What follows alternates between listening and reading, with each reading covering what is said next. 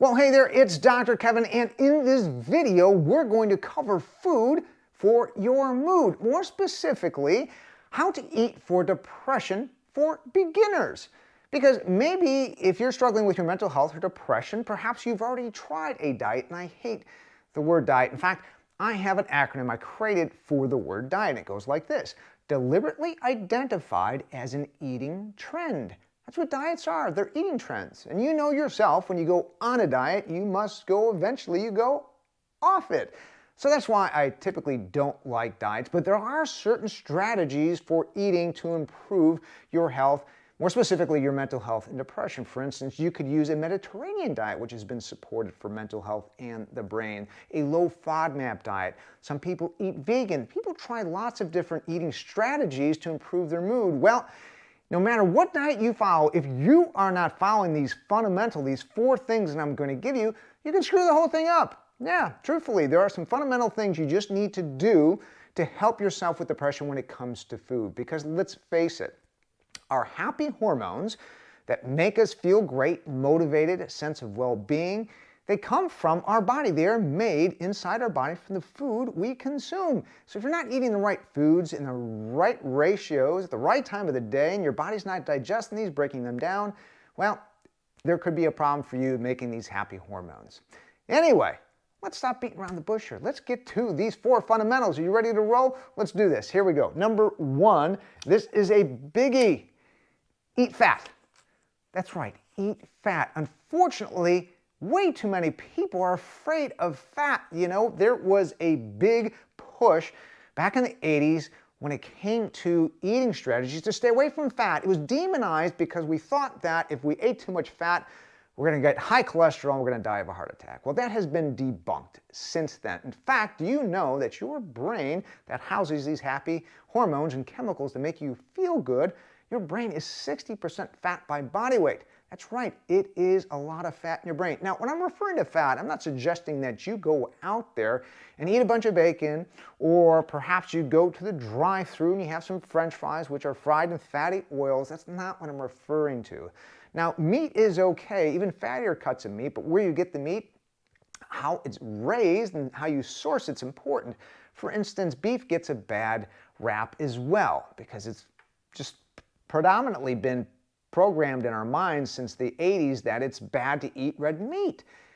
There's nothing further from the truth. Red meat can be a health food for you if you get the right source of red meat. Here's what I mean. So if you're eating cows, essentially that eat grass, what they're supposed to be eating, instead of, well, things like oats and corn and soybeans, and it's organically raised and humanely raised, that's a good product for you, okay? So that's a good source of fat, but the fats I'm referring to, they're really good for your brain and your mood, are things like, well, avocados. These are healthy oils, healthy fats, right, that come natural to the earth. So focus on those. Focus on the avocados, monounsaturated fats, a good source of olive oil. There's lots of research supporting that for your brain and cognitive function. Nuts and seeds, these are great things for us to snack on. Cold water fish, salmon, mackerel, herring, things of that nature. And again, you could eat the beef as well. So focus on healthy fats. Don't be afraid of them. You need to eat them for your brain. In fact, there is a neurologist by the name of Mr. Perlmutter, Dr. Perlmutter, excuse me, that has written plenty of books about the brain because he is a neurologist. And he said one of the biggest mistakes that people essentially make when it comes to their diet, they just don't eat enough fats, healthy fats. So get to it, eat some fat. All right, if you're ready, number two, I had to use two Post-its for this one, is to balance your macros. So you know the macros, right? Macros, there's three of them. There's carbohydrates, there's fats, and there's proteins.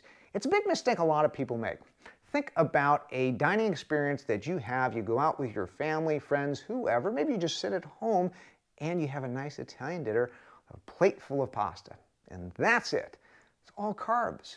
So if you're like most people, you may have an issue metabolizing carbs and may have an issue with your blood sugar, meaning after you ingest, you know, the pasta, it turns to blood sugar really, really quickly, or glucose within your system, and it's going to raise your blood sugar.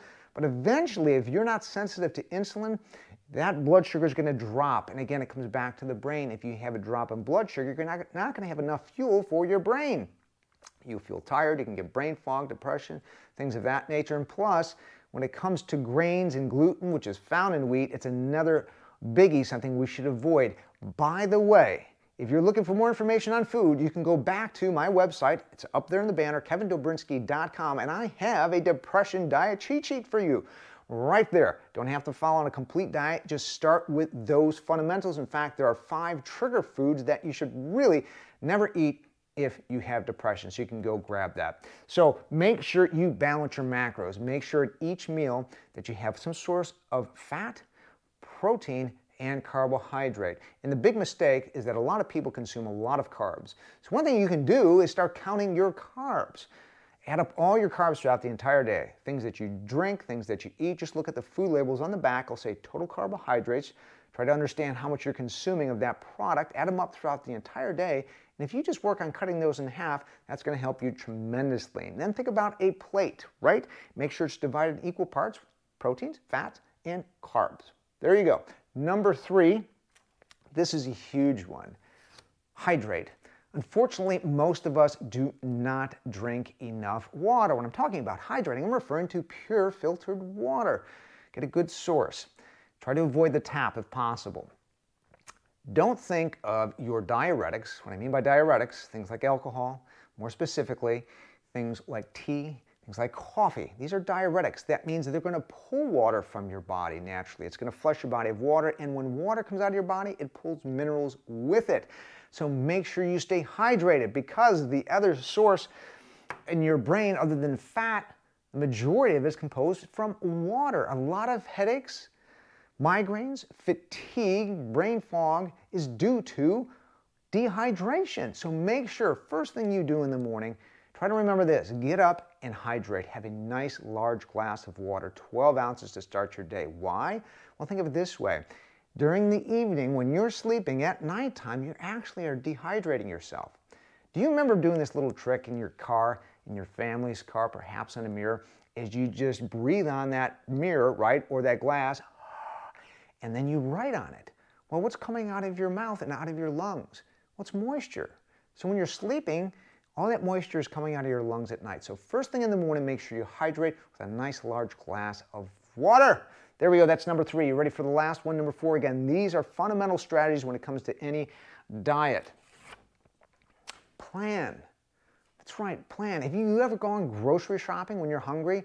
Not a good idea. You'd be bringing home foods that you weren't planning on eating, and that's the whole idea.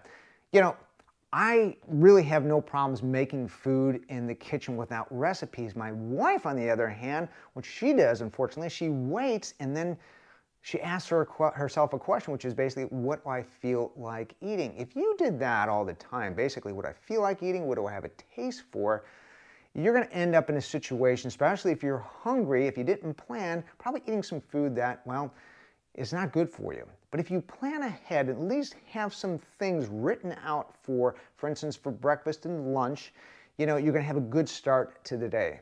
So, for instance, typically I have 2 to 3 different meals that I consume for breakfast if I'm not fasting. I'll have a smoothie, sometimes I'll have an egg, and eggs I'll have with some avocado toast, which is on gluten-free bread.